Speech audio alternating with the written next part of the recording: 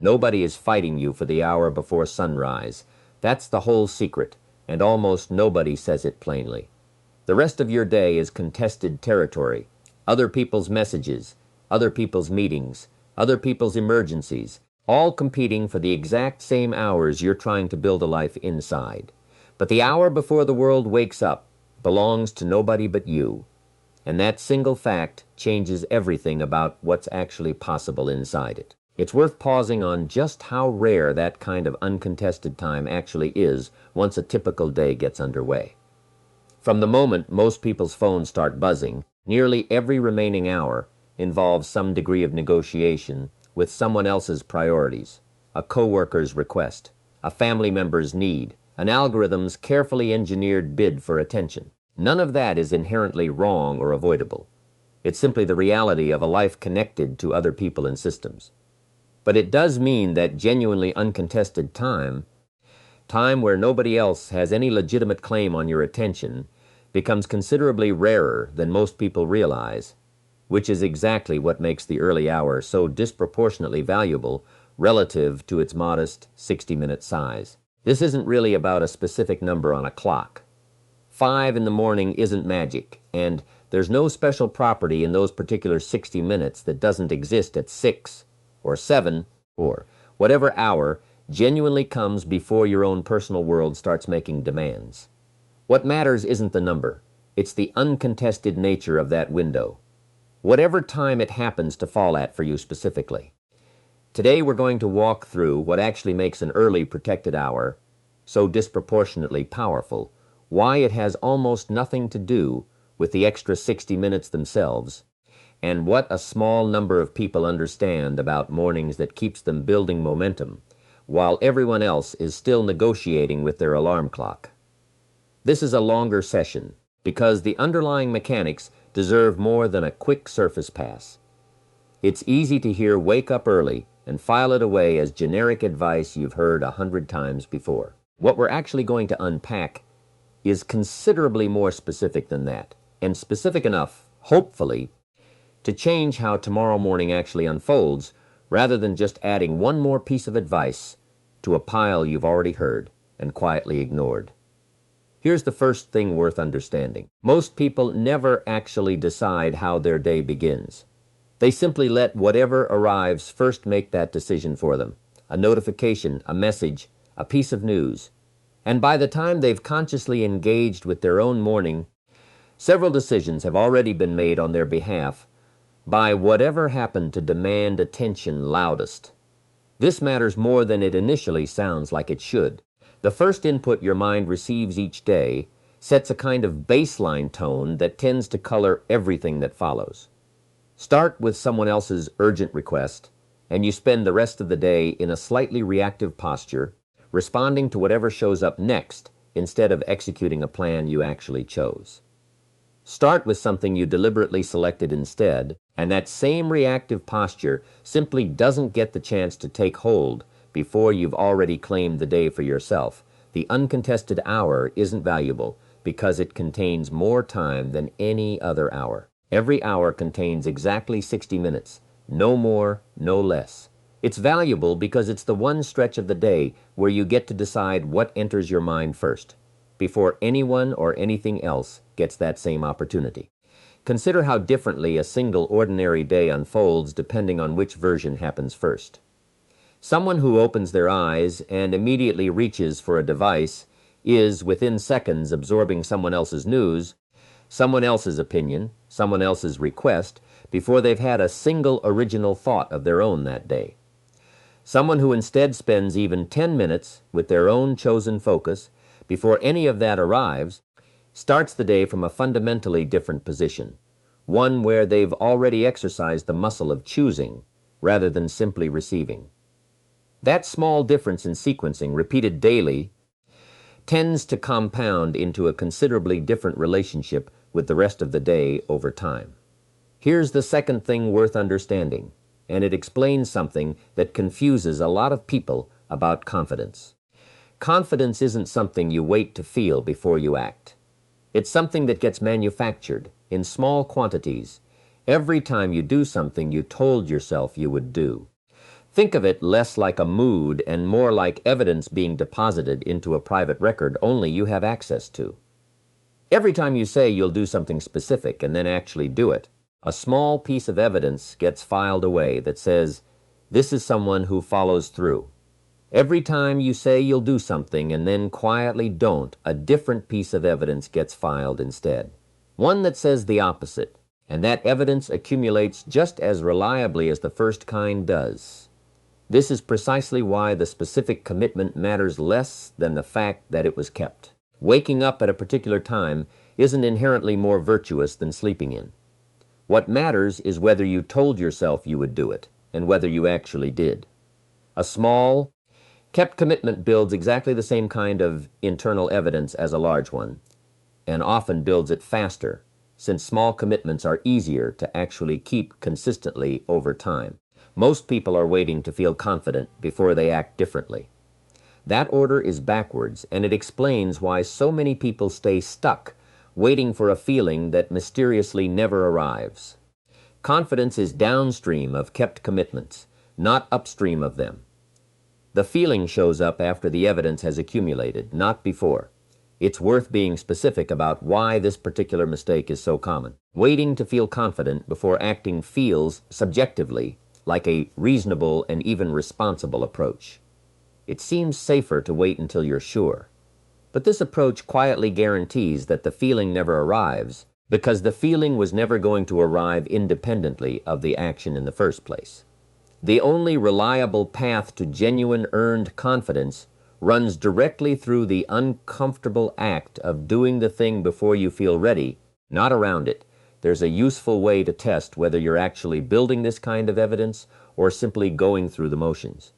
Ask at the end of a week whether you could point to a specific small commitment you made and kept even once that you genuinely weren't certain you'd follow through on.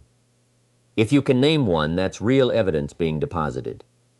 If every commitment you made was comfortable and easy from the start, you likely haven't actually tested anything yet, and the confidence that follows from genuine testing hasn't had a real opportunity to form.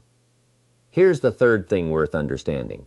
The version of discipline that actually changes a life is specifically the kind exercised when you don't feel like it, not the kind that shows up easily when motivation happens to be high. This distinction matters because most people's mental image of discipline is actually closer to enthusiasm, a burst of energy that makes difficult things feel temporarily easy. Real discipline only becomes visible and only actually gets built in the specific absence of that enthusiasm. A person who only ever acts disciplined while genuinely excited hasn't built discipline at all. They've simply been riding a temporary mood that happened to align with their goals, and that mood, being temporary by nature, eventually runs out, usually at the exact moment discipline was actually needed most. Anyone can act with discipline on a day when they feel excited, well-rested, and inspired. That version of discipline is genuinely easy and doesn't build much of anything, because it isn't actually being tested by anything. The version that matters is the one exercised on the tired morning, the uncomfortable morning, the morning where every reasonable internal voice is arguing for staying under the blanket a little longer. This is uncomfortable to hear because it means the mornings that feel hardest are actually the ones doing the most useful work. A kept commitment on an easy day barely registers as evidence. A kept commitment on a genuinely difficult day registers as something considerably more substantial, precisely because it proves the commitment doesn't depend on favorable conditions to survive. Once you understand this, difficult mornings stop looking like obstacles standing between you and your routine, and start looking like exactly the moments the entire practice was built for. The easy mornings were never really the point. They were just the on-ramp toward the mornings that actually count. This reframing changes how the difficult mornings actually feel while you're inside them. Instead of experiencing a hard morning as evidence that the practice isn't working or that you're somehow failing at it, you can start experiencing it as the specific moment the practice was designed for all along. The easy mornings were practice for the hard ones. The hard ones are where the actual return on that practice gets collected. Here's the fourth thing worth understanding, and it's the one people talk about least, even though it might matter the most. Silence reveals things that noise reliably hides. Most people fill every available quiet moment with some form of input, a notification, a video, background conversation, anything that prevents actual stillness from setting in.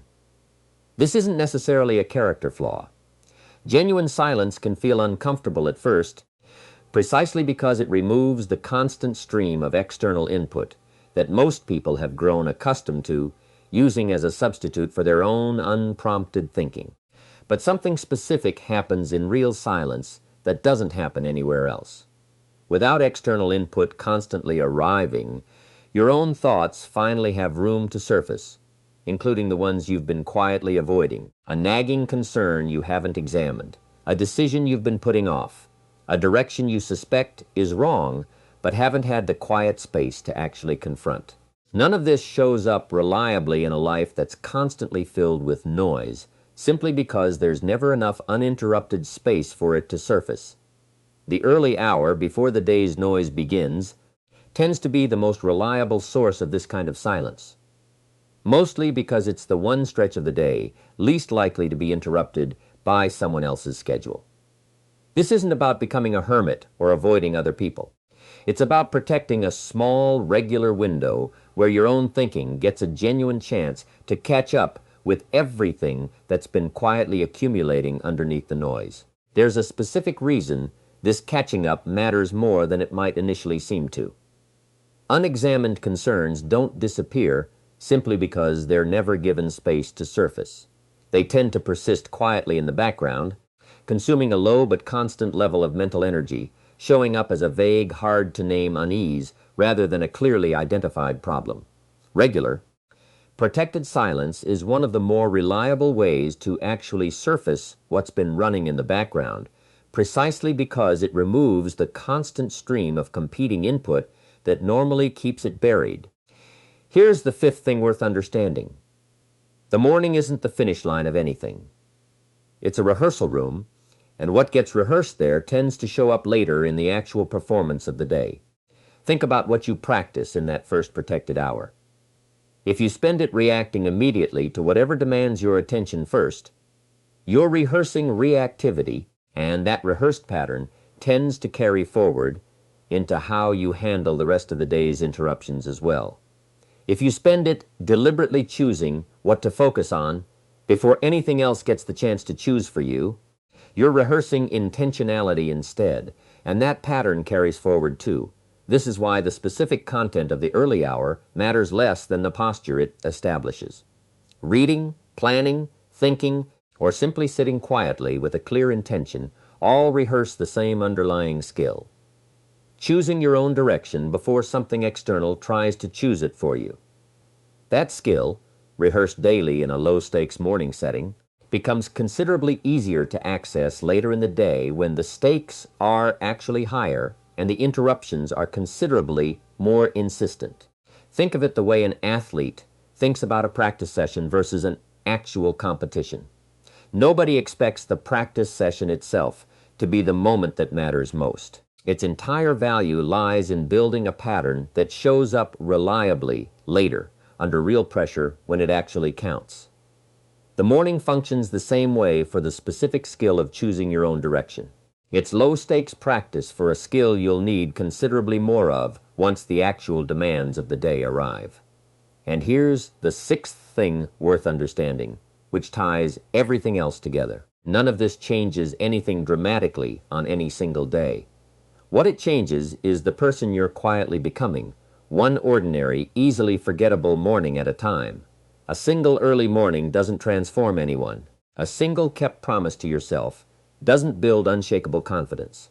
But 100 of them, repeated across months, without any particular fanfare, quietly reshape what you expect of yourself, what you believe you're capable of following through on, and how you instinctively respond when comfort and growth show up, asking for the exact same 60 minutes. This is why the whole practice can feel disappointingly unremarkable while you're actually inside it. There's rarely a dramatic breakthrough morning where everything suddenly clicks. Instead, there's a slow, almost invisible accumulation. And then, at some point considerably further down the road, someone looks at the person you've become and assumes it happened through some kind of natural gift or lucky break, when in reality it was simply hundreds of ordinary mornings, kept quietly, one at a time. This is worth being honest about up front, because the lack of drama tends to discourage people early on, before the accumulation has had enough time to actually show up. If you're a week or two into a practice like this and it doesn't yet feel transformative, that's not evidence it isn't working. That's simply what week 2 of a genuinely compounding practice always feels like, indistinguishable in the moment from a practice that's quietly going nowhere. The only real way to tell the difference is time and a willingness to keep going before the visible evidence has fully arrived. There's a 7th truth worth adding here, closely related to everything covered so far but distinct enough to deserve its own space. The specific hour you choose matters far less than most people assume, and obsessing over the exact number on the clock often becomes its own quiet form of procrastination. Plenty of people spend considerable energy debating whether 5, 5:30, or 6 is the correct hour to wake up, as though there's a universally optimal number that applies equally to a night shift worker, a new parent, and someone with an entirely different chronotype. This debate, while it feels productive, often functions as a sophisticated way of avoiding the actual work, of simply starting with whatever early, protected hour is realistically available in your own specific life. The principle was never about a specific number. It was always about protecting whichever hour happens to come before your world starts making its usual demands. A more useful question than what time should I wake up is simply, what is the earliest point in my day that I could realistically protect from outside interruption, starting this week? For some people, that's 5 in the morning. For others, working genuinely different schedules, it might be a different hour entirely. The clock number is a personal logistics detail. The principle underneath it, protecting an uncontested stretch of time, is what actually matters, and it transfers to any schedule. This also means the specific label, 5 a.m. mindset, while catchy, can be genuinely misleading if taken too literally. Someone who works nights and protects an uncontested hour at 3 in the afternoon before their shift is practicing the exact same underlying principle as someone rising at 5, even though the clock reads something entirely different. The label points at something real, but the number itself was never actually the point. And getting distracted by matching someone else's specific schedule, rather than identifying your own realistic uncontested window, is a common and avoidable way to make this practice harder than it needs to be. There's an 8th truth worth naming before we bring everything together, and it concerns a trap that catches a lot of well-intentioned people once they've had some early success with a practice like this. The trap is turning the morning routine itself into a rigid identity that becomes its own source of stress rather than a source of genuine benefit. Once someone experiences real benefit from a protected early hour, there's a common tendency to keep adding to it, more habits, more steps, a longer and increasingly elaborate routine, until the original simple practice has become an intimidating production that's considerably harder to sustain than the modest version that actually worked in the first place. An elaborate routine that gets abandoned within a month provides less total benefit than a modest one that gets sustained for years. The healthier approach is treating the morning practice as something that can flex and evolve slowly, staying only as complicated as it needs to be to deliver the actual benefit, rather than a rigid, ever-expanding identity project that eventually collapses under its own accumulated weight. Simple and sustained reliably beats elaborate and abandoned, a useful check for whether a routine has drifted into this trap. Notice whether missing one single element of it on a genuinely busy or difficult day produces a disproportionate sense of failure or guilt. A healthy, sustainable practice tolerates the occasional missed piece without much emotional weight attached. A practice that's drifted into rigid identity territory tends to produce outsized guilt over comparatively small deviations, which is usually a signal that the routine has grown past the point where it's actually serving you rather than the other way around. So let's bring these 8 truths together because on their own they're just interesting observations. Together, they explain something that otherwise looks almost mysterious from the outside. The uncontested hour matters because it's the one stretch of the day where you decide what enters first, instead of whatever arrives loudest claiming that role by default. Confidence gets manufactured through kept commitments, not waited for as a feeling that arrives on its own. The discipline that actually matters is specifically the kind exercised on the days it's hardest to access, not the days it comes easily. Silence surfaces what noise reliably hides, which is exactly why protecting some genuine quiet matters more than it initially seems to. The morning is a rehearsal for the posture you'll carry through the rest of the day, not a separate, isolated event. None of it works through drama. It works through quiet repetition. The exact clock number matters far less than simply protecting whichever early hour is realistically available to you. And keeping the practice simple enough to actually sustain beats an elaborate routine that collapses within a month. None of this requires you to wake up at any particular number on a clock. It requires you to protect one genuine, uncontested stretch of time, whenever that happens to fall for you, and to use it deliberately instead of surrendering it to whatever shows up first and demands the loudest. Here's a practical way to actually start applying this without overhauling your entire life overnight.